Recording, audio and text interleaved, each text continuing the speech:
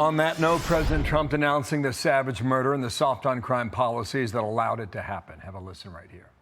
In Charlotte, North Carolina, we saw the results of these policies when a 23-year-old woman who came here from Ukraine met her bloody end on a public train. And here's a picture of it. This is the picture of it. And this is a picture of the woman, a beautiful young girl that never had problems in life,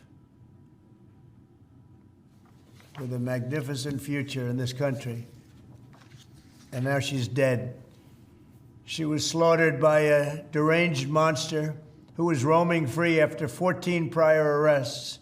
We cannot allow a depraved criminal element of violent repeat offenders to continue spreading destruction and death throughout our country. We have to respond with force and strength. We have to be vicious just like they are. So the president also saying that her blood is on the hands of the Democrats who refuse to put bad people behind bars and keep them there. For more on this, let's bring in Laura Trump. She's host of My View, which airs Saturday nights here. It's always a great program to see. Roy Cooper is the governor, and he is going to be running for U.S. Senate. He said this on X: the murder of Irina Zaruska is a horrible tragedy, and we must do everything we can to keep people safe. Only a cynical D.C. insider would think it's acceptable to use her death for political points, especially one who supported cutting funding to law enforcement in North Carolina. Of course, he's the former governor, excuse me. Laura, you're a native North Carolinian. It's one of the reasons we really wanted to talk to you to get your perspective on this, because people might not realize Charlotte's grown a lot, and it does have significant problems. You just don't always hear about them. Yeah, and listen, I think people should realize Roy Cooper is running for United States Senate. You know, Thom Tillis' Senate seat is going to be open. You have him as one of the people who'd like to fill it. Yet it's a lot of the policies of the Democrats, and he is one of them, that have allowed something like this to happen. You heard President Trump call it out right there. The most basic function of a government is to keep its citizens safe.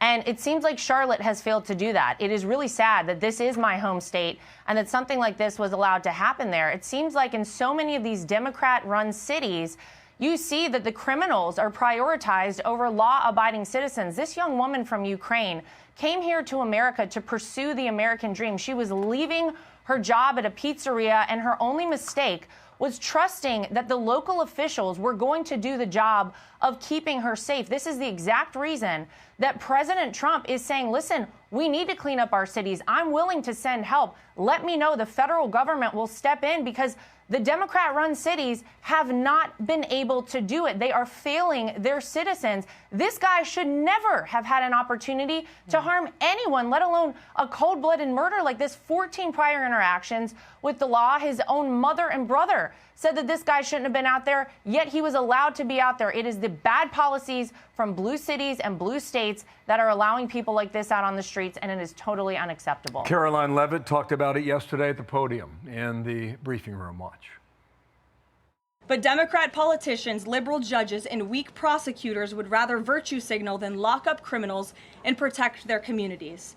And perhaps most shamefully of all, the majority of the media, many outlets in this room, decided that her murder was not worth reporting on originally because it does not fit a preferred narrative. So then the mayor says they'll be back out in force, security and cops. She said that Monday night.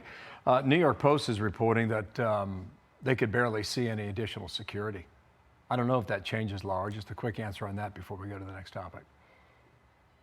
Yeah, and you know what? The public transit system there in Charlotte, I think, increased their budget significantly over the past several years for safety. And yet, Bill, it doesn't seem like that happened. You know, just very quickly, if you're a bartender and you overserve someone and they kill a person, you know, you are responsible for that. Where are we on the judges who are allowing these criminals to be out on the street? When are they going to have some accountability and culpability in some of these cases? We need to start asking ourselves as well as getting people off the streets and in either a mental institution, hospital, or as you said, behind bars. Switching topics, because crime is better in D.C. after the last 30 days, and President Trump went last night to have a little dinner at Joe's. Watch here. Here I am standing out in the middle of the street. I wouldn't have done this 3 months ago, 4 months ago. I certainly wouldn't have done it a year ago.